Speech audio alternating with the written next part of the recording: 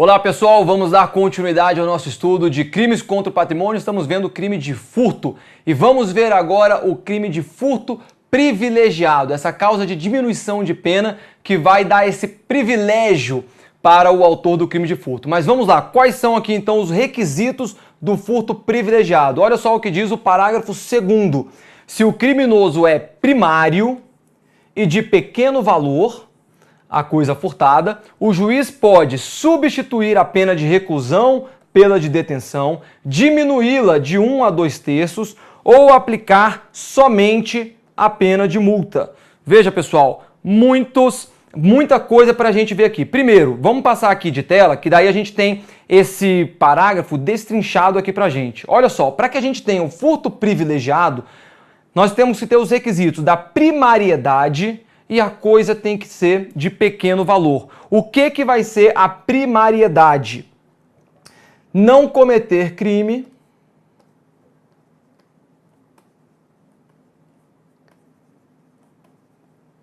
após ter sido condenado. Vamos mudar isso daqui para ficar mais claro?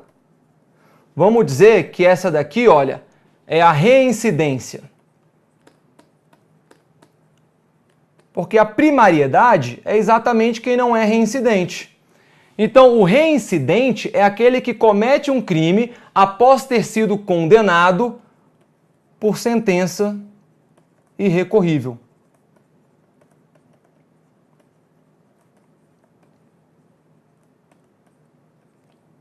Beleza? Então, olha só, o agente ele foi condenado pela prática de um determinado crime. Após essa condenação definitiva, ele vem e pratica um outro tipo penal. Ele será reincidente? Será quando ele for condenado. Ele será considerado reincidente. Por quê? Porque ele já foi condenado antes por um crime. Olha aqui quem que não será um reincidente.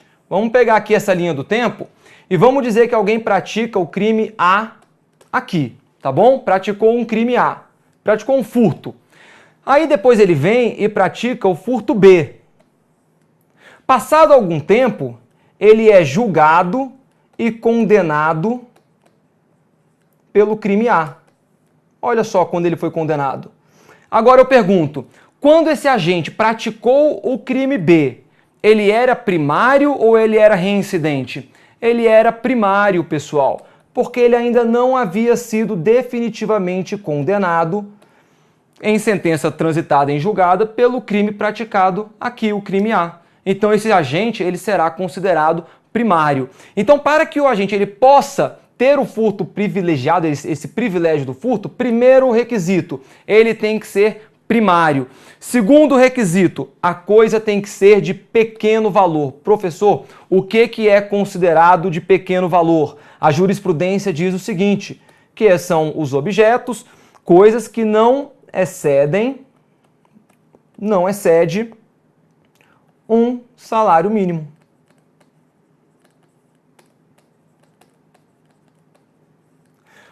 Professor, se alguém subtrai um primário, subtrai um aparelho celular, ele poderá ter o benefício do furto privilegiado? Depende. Tem aparelho celular que custa menos de um salário mínimo. Aí, nesse caso, poderia ser aplicado a ele. Tem aparelho celular que custa mais que um salário mínimo. Nesse caso, ele não poderá ter esse privilégio. Beleza? Galera, lembre-se, são só 2 requisitos.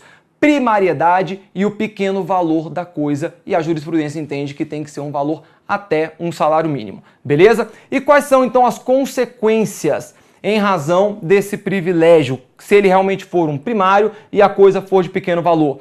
Primeira, substituição da pena de reclusão pela de detenção. O juiz ele pode substituir a pena de reclusão pela pena de detenção. Já explico o que é o cumulável. Segundo, diminuição da pena de 1 a 2/3. Ele vai ter aí a diminuição da pena.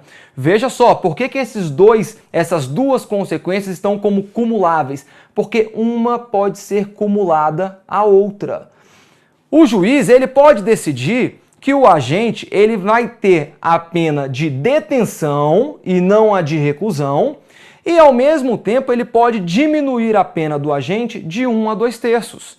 Então essas duas consequências são cumuláveis entre si. Quem que vai decidir isso? O juiz. Olha aqui, a terceira consequência, aplicação única da pena de multa. Aí, se ele aplicar somente a pena de multa, obviamente será uma aplicação isolada. Pessoal, quem que decide isso? O juiz. Diante do caso concreto, vamos supor que alguém seria condenado a 3 anos de reclusão pelo crime de furto. Vem o juiz e fala, temos os requisitos do furto privilegiado? O agente é primário? Sim. A coisa furtada é de pequeno valor? Sim. Então, ele tem direito subjetivo a receber os benefícios do furto privilegiado. Só que quem decide quais benefícios serão dados? O juiz. Então ele pode falar, olha, você foi condenado à reclusão de 3 anos. Eu vou alterar essa pena de reclusão de 3 anos para a pena de detenção de 3 anos. Mas quer saber o que mais? Eu vou reduzir a sua pena de 1/3. Então você vai ter uma pena de detenção de 2 anos. Entendeu? É assim que o juiz faz, é assim que ele pode fazer e ele tem essa discricionariedade. O que a gente tem que ter muita atenção, pode botar aí na tela, olha só, agente com várias passagens na polícia pode ser beneficiado pelo privilégio do furto? Sim, pessoal, pode. Por quê? Porque passagens não configuram reincidência. É diferente da reincidência. Então o sujeito tem várias passagens. E tá aí, ó, o que eu tô falando. Uma vez que as passagens não configuram reincidência. Ele tem várias passagens. Já fez um monte de besteira na vida. Foi levado para a polícia várias vezes. Eventualmente ele até já foi preso em flagrante. Mas ele não foi condenado definitivamente. Então, em que pese ele poder ter maus antecedentes, é possível se falar na aplicação do privilégio. Beleza? Olha aqui, o que mais? Então o que eu queria trazer é exatamente isso aqui, olha, o sujeito ativo do crime tem direito subjetivo aos benefícios do furto privilegiado? Olha só, galera, apesar do termo pode, professor, onde é que está esse termo pode? Vamos voltar aqui, lá no parágrafo, olha aqui, pessoal. Se o criminoso é primário e é de pequeno valor a coisa furtada, o juiz pode substituir a pena de reclusão pela detenção, diminuí-la de 1 a 2/3 ou aplicar somente a de multa. E aí, muita gente pensou, e a doutrina, teve algumas correntes doutrinárias dizendo o seguinte, a decisão é discricionária do juiz se ele vai aplicar o furto privilegiado ou não. Se ele vai dar um daqueles 3 benefícios ou não. Pessoal, hoje a jurisprudência está definida. Não depende do juiz. O agente tem direito subjetivo a se beneficiar dessas consequências do furto privilegiado. Então veja, este termo pode deve ser visto como deve. O juiz deve. O que o juiz ele pode fazer? Ele pode escolher uma das 3. Isso ele vai ter discricionariedade, mas ele é obrigado a aplicar ao menos um dos 3 benefícios, uma dessas 3 consequências. Vamos voltar aqui para onde a gente estava. Então, olha só, apesar do termo pode, o juiz deve fazer incidir ao menos uma das consequências benéficas do furto privilegiado. Beleza, pessoal? Atenção, galera, furto privilegiado é extremamente cobrado em prova. Esses requisitos, primariedade e coisa de pequeno valor, é muito cobrado. Direto a jurisprudência quer colocar que tem um terceiro requisito e não tem. Tá bom? São somente esses 2. E saber, obviamente, as consequências. Pena de reclusão pode virar pena de detenção. Pode haver também uma diminuição da pena, de 1 a 2/3. E pode o juiz também aplicar somente a pena de multa. O sujeito foi condenado a 1 ano de reclusão. O juiz fala, não quero mais reclusão, não quero mais essa pena privativa de liberdade. Ele vai responder, ele vai pagar somente a multa. Ele vai ser condenado somente pela multa em razão do privilégio do furto privilegiado. Beleza, galera? Muita atenção nisso daí. Olha só, já falei com vocês na aula anterior, furto privilegiado e furto noturno. É possível combinar o furto privilegiado e o furto noturno? Aumento de pena de 1/3, né, que temos aqui no furto noturno? Sim, é totalmente possível que seja reconhecido o furto privilegiado, ainda que praticado durante o repouso noturno. Como é que isso fica então para o juiz? O juiz ele deve aplicar a causa de aumento de pena do furto noturno e, posteriormente, aplicar ao menos um dos benefícios do furto privilegiado. O sujeito, então, foi condenado, vamos dizer que por 3 anos, para ficar fácil a nossa conta. Vem o juiz e fala o seguinte: esse furto, na verdade, foi um furto noturno, então vamos aumentar a pena dele 1/3. E aí aumenta de 3 anos, 1/3 vai aumentar para 4 anos esse crime de furto. Entretanto, ele fala, olha, apesar de ser um furto praticado durante o repouso noturno, é uma hipótese que a gente vislumbra o furto privilegiado. Então agora eu quero trocar tudo isso daí por uma pena de multa. Tá vendo? Então, no final das contas, é claro que vai ser uma discricionariedade muito grande para o juiz, mas o fato é possível sim aplicar o furto noturno, mesmo quando há um furto privilegiado. Ou, de outra forma, a gente pode dizer que é configurável, é possível aplicar as benesses do furto privilegiado, mesmo que haja um furto noturno, mesmo que esse ato tenha sido praticado durante o repouso noturno. Beleza, pessoal? Muito bem. Olha aqui, vamos diferenciar agora algo que muitas pessoas confundem, furto privilegiado do princípio da insignificância.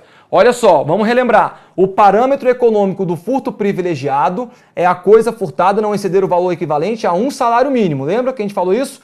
Até 1 salário mínimo, a coisa é considerada de pequeno valor. Podemos aplicar o furto privilegiado se por acaso o agente for primário.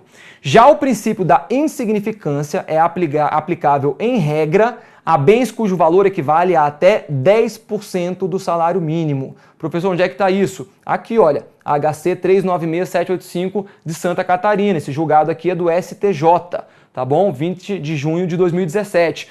Professor, mas eu já vi situações cujo bem furtado foi inferior a 10% e não se aplicou o princípio da insignificância. É verdade, pessoal, porque há outros requisitos para que a gente possa aplicar o princípio da insignificância. Entretanto, a jurisprudência ela tem adotado esse parâmetro de até 10% do salário mínimo vigente à época dos fatos para adotar esse princípio. Não impede, porém, que no caso prático venha a jurisprudência, venha o juiz e decida, ainda que o valor seja superior a 10% do salário mínimo vigente à época, dizer o seguinte, olha, nesse caso, passa um pouco aqui dos 10%, que é o critério que está sendo adotado pela jurisprudência, mas entendo que é sim possível aplicarmos o princípio da insignificância. Beleza? Então esses 10% não é uma lei, não temos isso em lei. É apenas um parâmetro que a jurisprudência tem utilizado e está aqui o STJ nesse julgado que fica bem claro para a gente ver esse parâmetro sendo utilizado.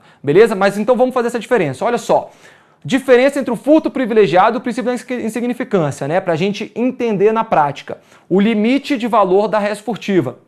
Até 1 salário mínimo e desde que o agente seja primário, não podemos esquecer deste outro requisito. E o princípio da insignificância? Em regra, até 10% do salário mínimo, mais outros requisitos que veremos aqui, para que a gente possa aplicar o princípio da insignificância. Se alguém comete o roubo de um palito de dente, a gente aplica o princípio da insignificância? Não, porque aí houve grave ameaça ou houve violência. Não se aplica o princípio da insignificância ao crime de roubo. Tá bom? Mesmo sendo o valor da coisa subtraída baixo. Não é o único parâmetro para aplicar o princípio da insignificância, o valor da coisa. Beleza? Observação aqui, galera, importantíssima. Pode ser aplicado o furto privilegiado a furtos de objetos com valores inferiores a 10% do salário mínimo, é o que eu estou falando com vocês. Quando o princípio da insignificância se mostrar inaplicável ao caso concreto. A gente tem um caso concreto que não vai se aplicar aí o princípio da insignificância. A gente pode vir e aplicar o furto privilegiado? Pode. Às vezes não terão os requisitos para a aplicação do princípio da insignificância, mas terão os requisitos do furto privilegiado. E olha aqui a observação em relação ao princípio da insignificância. É possível que seja inaplicável o princípio da insignificância ao caso concreto se os demais requisitos objetivos não forem preenchidos. Então, galera, esses valores são parâmetros básicos, mas tanto o furto privilegiado quanto o princípio da insignificância possuem outros requisitos para que possam ser aplicados no caso concreto. Fechou? Olha aqui. Vamos falar então agora do princípio da insignificância. Professor, princípio da insignificância, ele tem outras denominações? Tem várias outras denominações. Deixa eu colocar aqui uma delas. Princípio da bagatela. Quando vocês ouvirem falar princípio da bagatela, nada mais é que o princípio da insignificância. Outro, infração bagatelar própria. Também é o princípio da insignificância. Beleza? E vamos lá, qual que é então a natureza jurídica do princípio da insignificância? Pessoal, olha só, o princípio da insignificância, ele retira a tipicidade material do fato. Vamos entender o que é isso daí. Nós temos lá dentro do fato típico, lembra lá da teoria dos crimes? A gente tem o fato típico, ilícito e culpável, né? Para quem adota a teoria tripartite. Para quem adota a teoria bipartite, vai ser somente um crime fato típico e ilícito. Dentro do fato típico, nós temos vários elementos. Nós temos o elemento da conduta, do nexo causal, do resultado e temos o elemento da tipicidade. Olha aqui, vamos fazer aqui para ficar claro para vocês. Temos o fato típico e dentro do fato típico, a gente vai ter a conduta, o resultado, o nexo causal e vamos ter a tipicidade. Essa tipicidade, ela se divide em tipicidade formal e tipicidade material. O princípio da insignificância, nós não teremos a tipicidade material. Professor, olha só, o que é essa tipicidade formal e a tipicidade material? Vamos entender, bem simples. A tipicidade formal é a adequação da conduta ao tipo penal. A gente não tem um tipo penal aqui do furto? Subtrair para si ou para outro em coisa alheia móvel. O agente vai e pega uma balinha no supermercado e subtrai essa balinha para si. A balinha não é uma coisa alheia móvel? Com certeza, ela pertence lá ao supermercado. O agente subtrai essa balinha. Houve a tipicidade formal? Houve a adequação dessa conduta ao tipo penal do furto? Houve. Então temos aqui a tipicidade formal, tranquilo. O que seria então a tipicidade material? A tipicidade material é quando há a lesão, efetiva lesão, ou perigo de lesão ao bem jurídico tutelado pela norma. O que vai ser então a tipicidade material? Efetiva lesão ou perigo de lesão ao quê? Ao bem jurídico tutelado pela norma. Pessoal, qual que é o bem jurídico tutelado pelo crime de furto? O patrimônio. O patrimônio, a propriedade. Esse que é o bem jurídico tutelado pelo furto. Vocês concordam comigo que você subtrair uma balinha do supermercado, você não está efetivamente lesando o patrimônio daquele supermercado? Pessoal, uma balinha que custa 5 centavos, o que vai ser isso na visão de um supermercado que fatura milhões por mês? Não é nada. Então, vem a doutrina e a jurisprudência, porque a gente não tem princípio da insignificância na lei, isso é uma construção doutrinária e jurisprudencial, dizendo, quando não há uma efetiva lesão ou um perigo de lesão ao bem jurídico tutelado pela norma, podemos aplicar o princípio da insignificância. Por quê? Porque não haverá a tipicidade material. E, portanto, se não há tipicidade material, a natureza jurídica do princípio da insignificância será de causa de exclusão da tipicidade.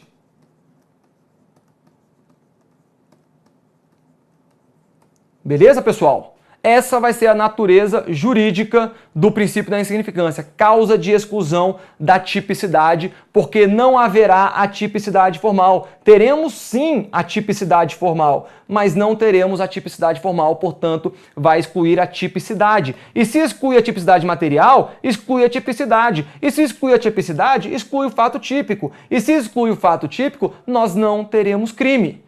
Esse é o efeito final do princípio da insignificância. Não há crime. Previsão legal, eu falei com vocês, não há previsão legal do princípio da insignificância. É uma construção doutrinária, uma construção jurisprudencial. Quais são alguns critérios que a doutrina adota? Valor econômico ou sentimental do bem. Foi o que eu falei com vocês, não basta a coisa ser de baixo valor, de um valor insignificante. Às vezes a coisa tem um valor insignificante, mas tem um valor sentimental muito grande para a vítima. Imagine a subtração de uma, é o caso que a doutrina mais usa, de uma bicicletinha quebrada que fica no quintal lá da vítima. Aquela bicicleta talvez ela não tenha mais nenhum valor econômico. Se a vítima quiser vender aquela bicicleta, ele não consegue vender a R$10. Mas aquela bicicletinha foi dada pelo pai dele. É o que leva ele à infância dele, lembrar da sua família. Tem um valor sentimental grande. Então, nesses casos em que não há um valor econômico muito grande do bem, mas há um valor sentimental, não se aplica o princípio da insignificância. Condição econômica da vítima. Você furtar, subtrair um saco de arroz de um grande supermercado, afeta o patrimônio dele? Não. A gente pode até falar aqui na aplicação do princípio da insignificância. Entretanto, subtrair um arroz, um saco de arroz de uma família que passa necessidades, meu amigo, aquele arroz pode custar R$10, mas obviamente não se trata de uma subtração insignificante. Você furtou o alimento de pessoas que agora vão passar fome. Então não há que se falar nesse caso na insignificância. Então deve ser levado em consideração a condição econômica da vítima, sempre. O perfil do autor deve ser levado em consideração também. Imagina um juiz ou um delegado de polícia subtraindo coisa em supermercado. Pessoal, convenhamos, é claro que haverá uma reprovabilidade maior do comportamento em razão do perfil do autor. Então a gente tem que sempre levar em consideração na análise do princípio da insignificância quem é o autor desse fato. E aí a gente vai aplicar ou não. E por fim, consequências do crime e o modus operandi. É muito importante aqui, olha, por exemplo, houve aqui nas consequências do crime, imagina uma vacina. Uma vacina custa R$10, R$5 uma vacina. Entretanto, uma vacina de sarampo num município que está praticamente sem vacinas. Opa, aí é diferente. Olha as consequências desse fato. Uma coisa é furtar uma vacina lá e que nem ia ser usada. Outra coisa é uma vacina que seria usada numa criança. Há uma consequência desse fato muito maior, em que pese o valor econômico da coisa seja baixo. Pessoal, então olha só, esses aqui são alguns critérios doutrinários que a gente tem para ter um parâmetro, para falar, poxa, isso daqui pode ser aplicado para o princípio da insignificância, isso daqui não pode. Entretanto, apesar desses critérios doutrinários, veio a jurisprudência. A jurisprudência diz o seguinte: vamos estabelecer critérios objetivos para a aplicação do princípio da insignificância. Quais são esses critérios objetivos? Que foi primeiramente trazido lá em 2004 pelo ministro Celso de Mello. Mínima ofensividade da conduta. E galera, isso daqui vocês precisam conhecer. Isso daqui vocês precisam saber exatamente do que se trata, tá bom? Tem que conhecer cada uma delas. Professor, então explica pra gente qual que é a diferença entre esses requisitos objetivos. Eu não sei explicar. Sabe por que eu não sei? Porque ninguém sabe. Quando o ministro Celso de Mello e depois o STF, o STJ veio aplicando o princípio da insignificância com base nesses requisitos, até hoje ninguém explicou qual é a diferença entre eles. Então ninguém sabe ao certo a diferença entre esses requisitos, mas na sua prova vai cair e vai pedir que você saiba os 4 requisitos e você precisa saber. Então não há uma diferenciação muito clara entre cada uma delas. Em suma, esses 4 requisitos vão tratar daqueles requisitos doutrinários que a gente tratou no slide anterior. Olha aqui, mínima ofensividade da conduta, nenhuma periculosidade social da ação. É por isso que, por exemplo, crimes com violência, crimes com grave ameaça, não podem se beneficiar do princípio da insignificância, porque haverá uma periculosidade social da ação. O reduzido grau de reprovabilidade do comportamento. Tem um caso que até saiu informativo de uma mãe que solicitou a sua filha de 4 anos de idade, 4, 5 anos de idade, elas estavam numa entidade beneficente, e falou: filha, vai naquela caixinha ali e pega as moedinhas que estão lá dentro. A filha, obediente, sem entender nada, fez o que a mãe mandou, pegou essas moedinhas e entregou na mão da mãe. O que a mãe estava fazendo? Ela estava furtando o caixinha, aquelas doações que tem na entidade beneficente. Pessoal, ela furtou, dentro dessas moedas, tinham algo em torno de R$5. Só que aí veio a jurisprudência e falou o seguinte, em que pese o baixo valor, há uma altíssima reprovabilidade, do comportamento dessa mulher. Não só ela usou a sua filha para subtrair aquele dinheiro, ela subtraiu o dinheiro de uma entidade beneficente.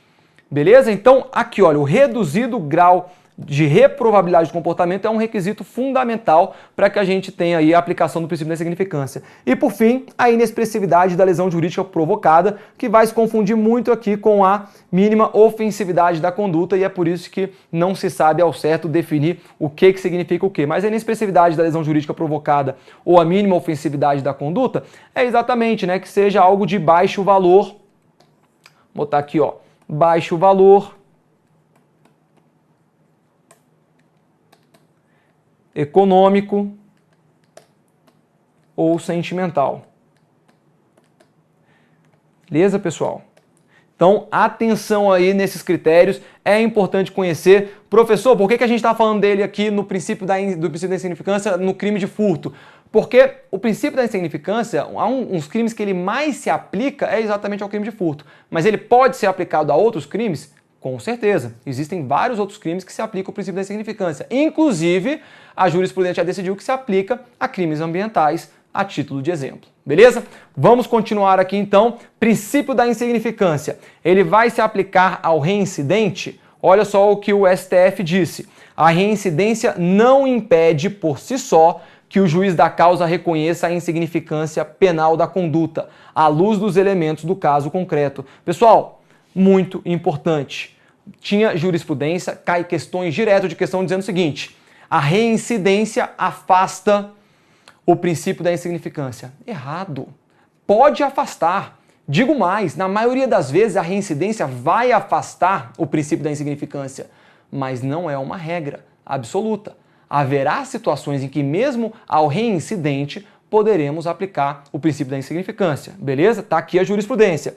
Furto qualificado. Se aplica o princípio da insignificância ao furto qualificado, em regra, não será aplicado o princípio da insignificância. Entretanto, não é possível afirmar que o princípio da insignificância não pode ser aplicado ao furto qualificado. STF, informativo 793. É a mesma situação. Ao furto qualificado, em regra, não será aplicado o princípio da insignificância. Mas, a depender do caso concreto, pode sim se aplicar o princípio da insignificância mesmo ao furto qualificado. Olha aqui. Manifestação dos tribunais superiores em relação ao princípio da insignificância. Furto noturno. Já teve decisões nos dois sentidos. Sim e não. Furto habitual. Já teve decisões nos dois sentidos. Imagina o furto habitual, aquele cara que todo dia vai num caixa de supermercado e subtrai 10 centavos. Ele está todo dia fazendo isso. Ele é um autor de furto habitual. Mesmo assim, pode ser aplicado o princípio da insignificância. Mas, em regra, pessoal, todas essas aqui, em regra, não será aplicado. Em regra, não será aplicado. Furto com ingresso na residência da vítima. Em regra, não se aplica. Furto qualificado pelo abuso de confiança. Em regra, não se aplica. Mas já foi aplicado o princípio da insignificância mesmo ao furto qualificado pelo abuso de confiança? Sim. O que nós temos aqui de jurisprudência mais forte do STJ é esta daqui. Olha só o que diz. É firme nesta corte o entendimento segundo o qual a prática do delito de furto qualificado por escalada, por destreza, rompimento de obstáculo ou concurso de agentes indica a reprovabilidade do comportamento do réu, sendo inaplicável o princípio da insignificância. Então, pessoal, sigam essa jurisprudência. Mas, faço a ressalva, tá vendo esse asterisco aqui? Já teve decisão em que o STJ aplicou o princípio da insignificância ao furto com rompimento de obstáculo. Então, dificilmente a sua prova vai cobrar para que você saiba exatamente quais serão as qualificadoras que poderiam ensejar ou não a aplicação do princípio da insignificância. Por quê? Porque isso ainda está muito nebuloso na jurisprudência. Entretanto, em regra, o STJ afasta a aplicação do princípio da insignificância no que concerne ao furto qualificado. Mas há situações isoladas em que ele aplica e já aplicou. Tá bom? O que nós temos de jurisprudência mais forte é que no furto mediante escalada, destreza, rompimento de obstáculo, apesar dessa outra jurisprudência e concurso de pessoas, não vai se aplicar o princípio da insignificância. Beleza, galera? Muito bem. E aí, vamos passar agora para o furto de energia elétrica.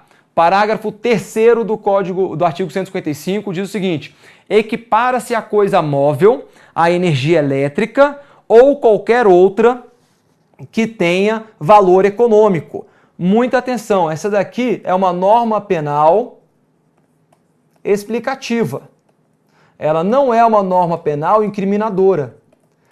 Ela simplesmente explica para a gente que a energia elétrica ela vai se equiparar a coisa móvel. Professor, a energia elétrica é uma coisa móvel? Não. Lembra que a gente falou que a coisa móvel é uma coisa corpórea, algo que pode ser segurado, transportado? Tá certo que a energia elétrica pode ser transportada, mas você não consegue segurar na sua mão a energia elétrica. Então, não se está dizendo aqui no parágrafo 3º que a energia elétrica é uma coisa móvel. Nada disso.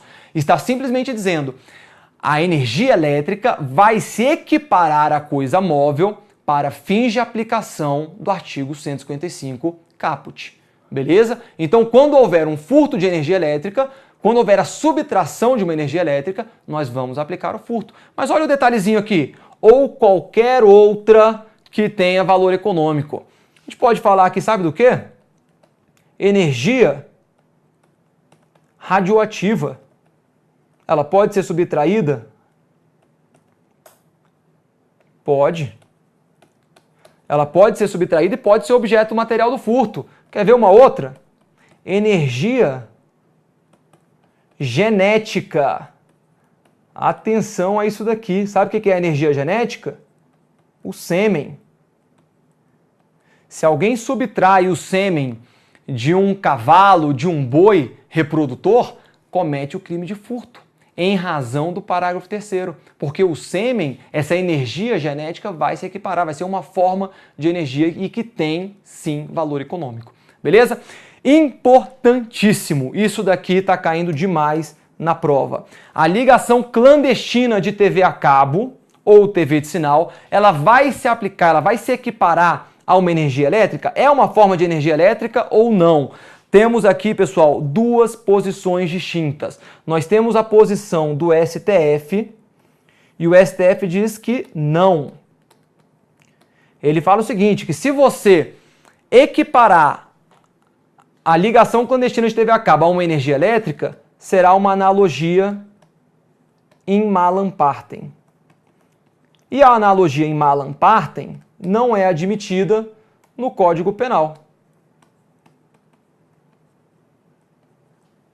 Beleza? Então o STF entende que não. Já o STJ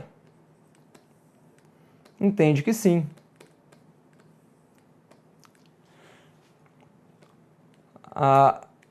Sinal de TV a cabo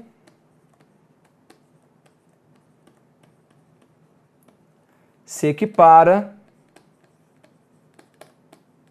à energia elétrica.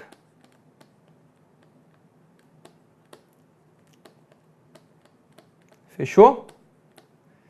Então, pessoal, muita atenção nessa diferenciação. Muita. Porque as provas estão cobrando o entendimento que você saiba essa diferenciação entre o STF e o STJ. As provas, elas querem saber que você sabe que o STF não equipara o sinal de TV a cabo à energia elétrica. Já o STJ equipara. Para o STJ, tranquilo. Se alguém subtrair sinal de TV a cabo, responderá pelo crime de furto. Para o STF, se alguém subtrair o sinal de TV a cabo, fazer o famoso gatunete, não responde pelo crime de furto, porque o STF entende que isso seria uma analogia in malam partem.